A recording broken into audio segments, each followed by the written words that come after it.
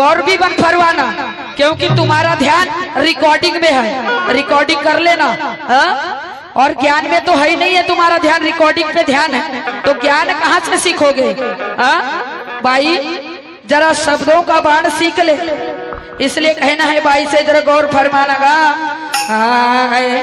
भैया। मैंने दोहे के माध्यम से भाई की नकल को काट के आगे का विषय लगाई थी, लेकिन ये ज्ञानचंद और कम दिमाग की बाई को समझ में आया नहीं, इसलिए गलती तुम्हारी है मेरी नहीं। तो कहना है नकल के माध्यम से पीठे भाई ये सरस्वती ले अरे चक्कू मंगू को बैठालती नहीं है।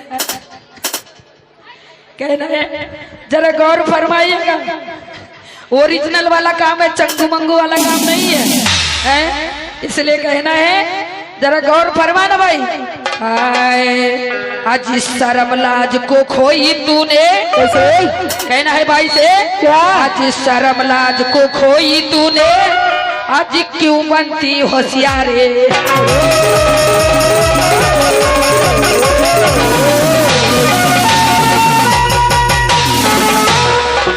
तो शर्म लाज को खाई है तूने भाई, अरे क्यों बनती होशियार?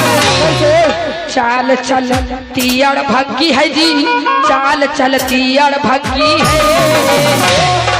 अरे तेरा बदन है इतना सुंदर, अरे हो गया तुझसे प्यार। अरे तेरा बदन है इतना सुंदर, अरे हो गया तुझसे प्यार।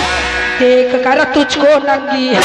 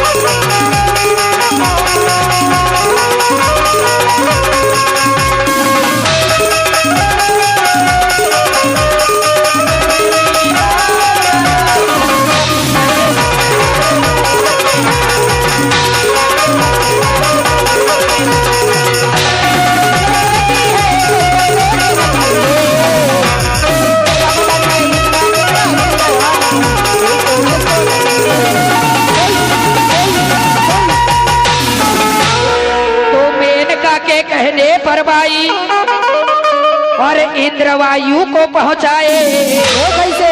और वन में पहुंची जाके मेनका जी विश्वामित्र आश्रम में आए कैसे? ज्ञानचंद भाई की पोल नहीं खोलना चाहती थी, जो इन्होंने जो नकल गाए थे महाभारत, हजारों घोड़े का उबले थे।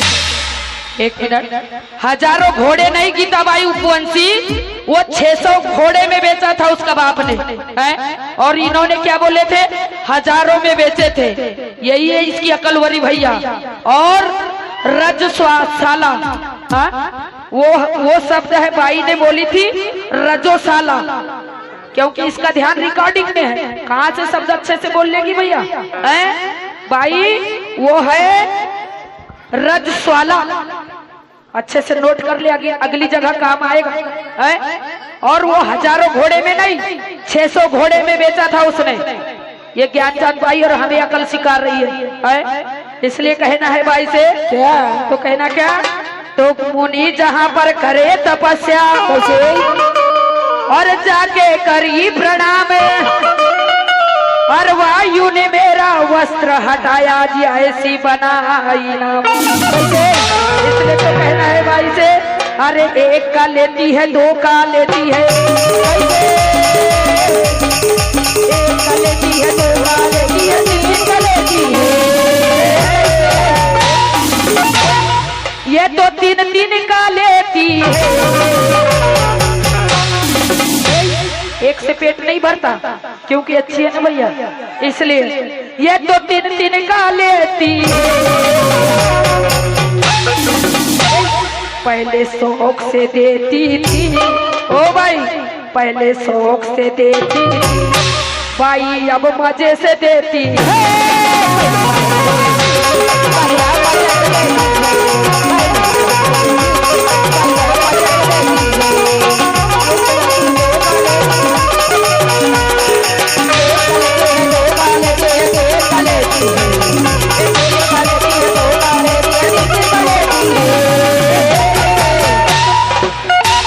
भाई, दिन दिन का लेती है। लबर झट्टी कह रही थी भाई, ये शब्द इसके अच्छे हैं। अगर भाई शुरुआत से मैंने बोली एक ही बात बोली तो भैया बोले छेड़छाड़ नहीं करेंगे तो मजा नहीं आएगा, फिर क्यों अखर रही है, क्यों बुरा लग रहा है तुमको? सरस्वती लीलार टेंशन लेती नहीं है, लेकिन गीता बाई बहुत जल्दी बौखला जाती है भैया, इतना अच्छा नहीं है भाई, इसलिए कहना क्या, पहले शौक से लेती, पहले शौक से लेती भाई, अब मजे से देती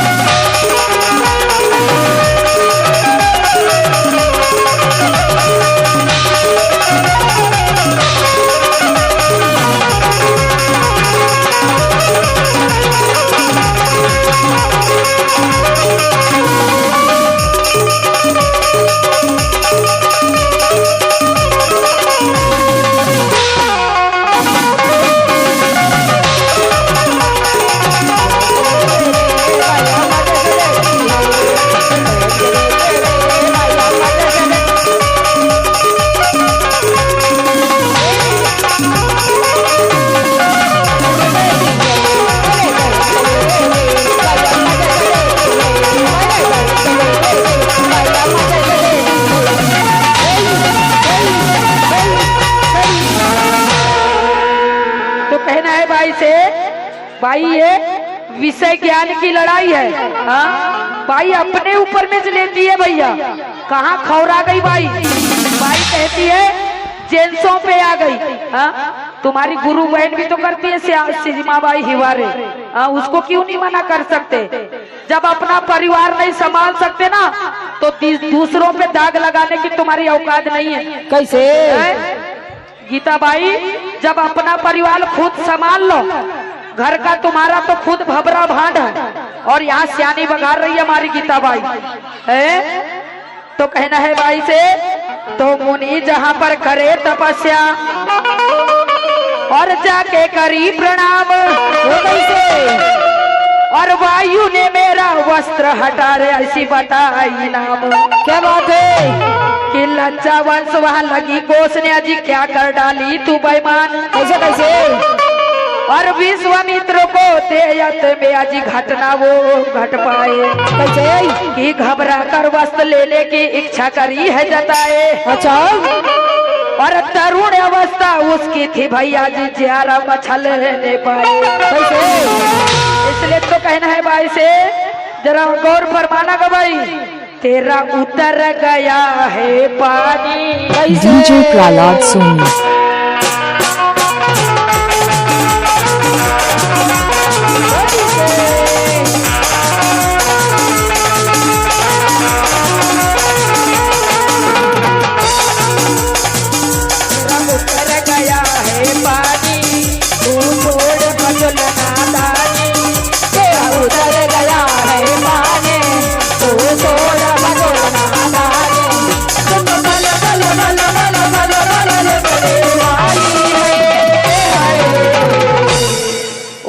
भाई फिर भी मैपन खत्म नहीं होगा।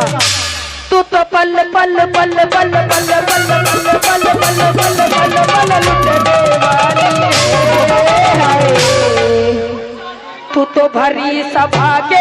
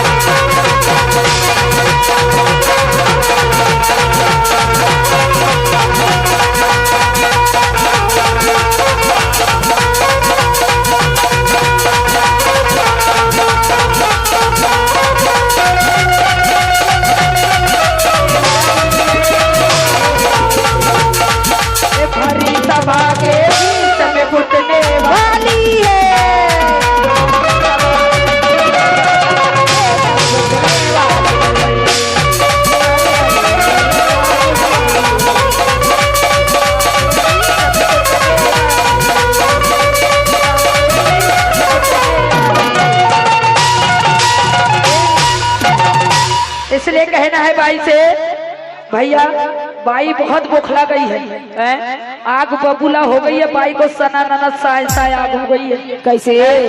इसलिए कहना है क्या कि मेनका की चाहत बनी अजी तब दोनों हो गए राजी, और विहार करने दोनों गए कि लगी मोह की बाजी, कि मेनका के गर्भ से पैदा हुई अजी एक कन्या थी मान।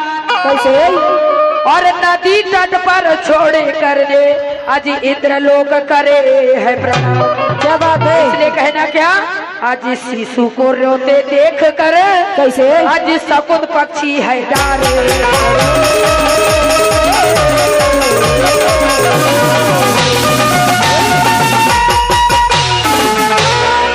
तो शिशु को रोते देख कर भाई आज शकुन तो पक्षी देख डारे, लगती पूरी ये भक्ति है जी, ये लगती पूरी ये भक्ति है। अरे तेरा बदन है गोरा गोरा, तेरा बदन है गोरा गोरा, करेगा शुरू कर। देख कर तुझको नकली है।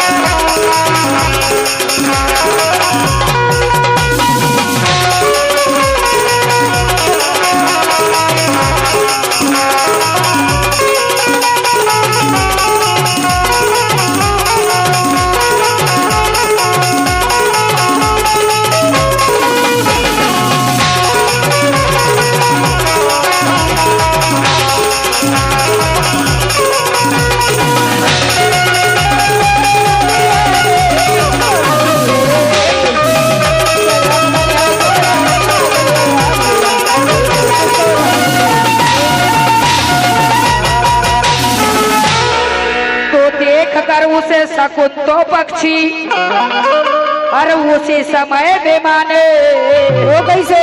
और पंख द्वार ढक लिया आज नहीं होने दिया नुकसान।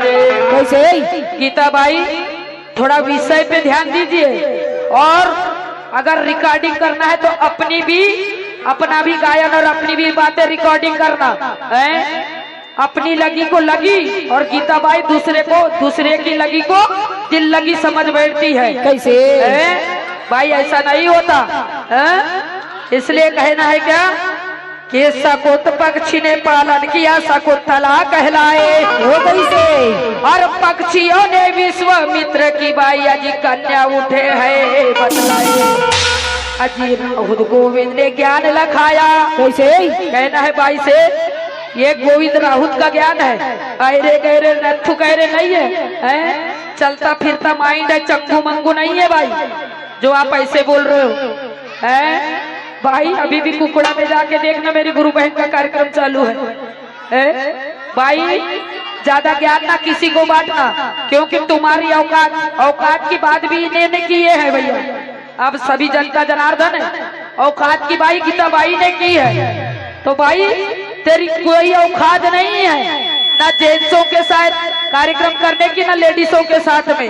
कैसे? अरे वो तो ऐसा है, टाइम पास करो, रात भर पैसा उठाओ और सुबह घर चलो। धंधा बना लिया ऐसे लेडीज शायरों ने, लेकिन ज्ञान ध्यान में अकल ढकल नहीं है। इसलिए कहना क्या, आज गुरुवर गोविंद ने ज्ञान लखाया। कैसे? आज सरस्वती है बखानी,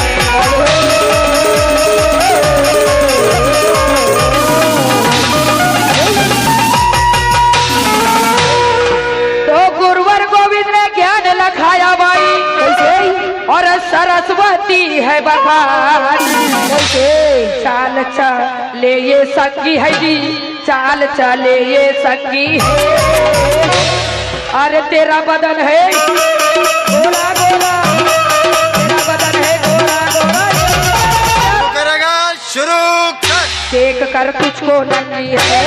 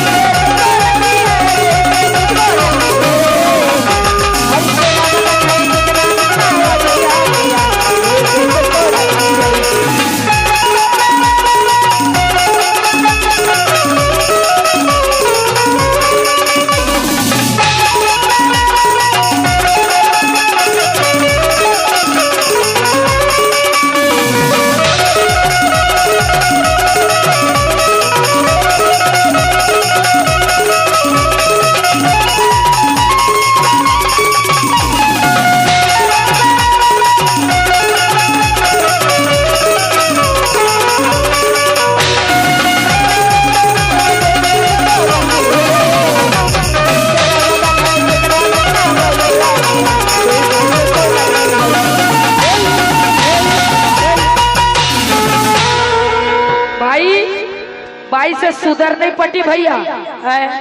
बाई इतनी फट्टू है, बोले जेंट्सों के साथ कार्यक्रम करती है। बाई जेंट्स लोग विषय टू विषय ज्ञान की बातें करते हैं, वो तो शायरी कार्यक्रम है, नोकझोंक होता है, लेकिन वो भी ग्रंथों की बाहर की बातें नहीं करते भाई। लेकिन तेरे में अकल रहेगी जब, सोचने समझने की तेरे में शक्ति नहीं है, क्योंकि बहुत जल्दी आवेश में आती है तू। ये गलत बात है।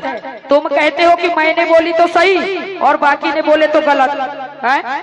खुद कहे तो चमत्कार और दूसरा कहे तो बलात्कार। ये कहाँ का नियम है गीता भाई? कैसे? ये नियम अपने मोहगांव में चलाना, यहाँ नहीं। इसलिए कहना है भाई से, जरा गौर फरमाइएगा भाई। बोलो।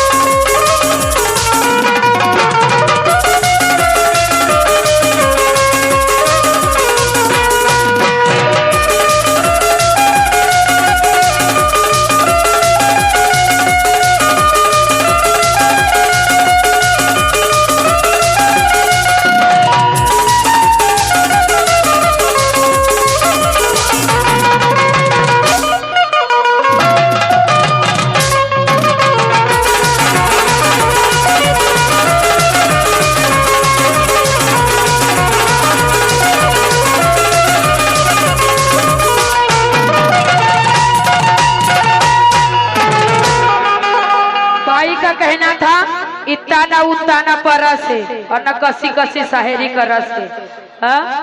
भाई ऐसे ऐसे वर्ड भी बोल सकती हूँ, लेकिन मैंने सिर्फ तुम्हारे सवाल का जवाब दी। जिस तरह आपने गाए हो उसी तरह ही लाइन से चली हो।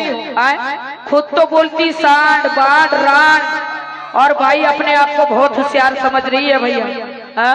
भाई ऐसा नहीं होता गीता भाई, वरना जेंट्सों के भी साथ कार्यक्रम होता है तो इतना नहीं होता जो आपके साथ। ये सरस्वती भी जानती है अपनी मर्यादा, लेकिन आपने मजबूर किए हो मुझे बोलने के लिए, नहीं तो ये सरस्वती लीलारे अपनी मर्यादा कभी नहीं लांघती है। इसलिए कहना है क्या? अरे भाऊ या बाई बिगड़ गई से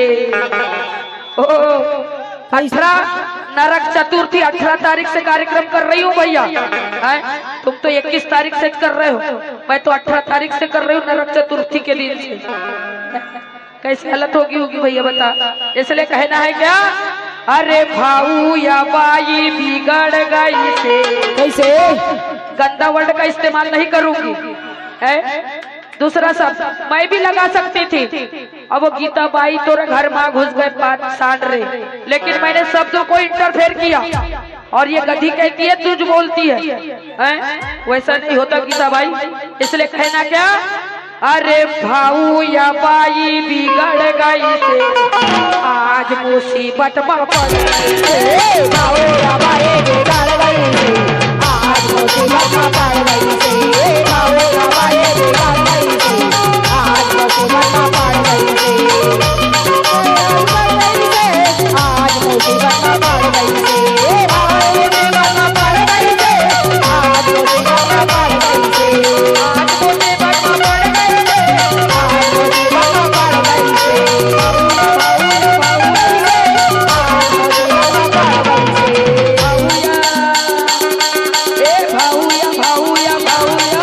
DJ Prahlad Soni. या माई बिगड़ गई रे। आज मुझे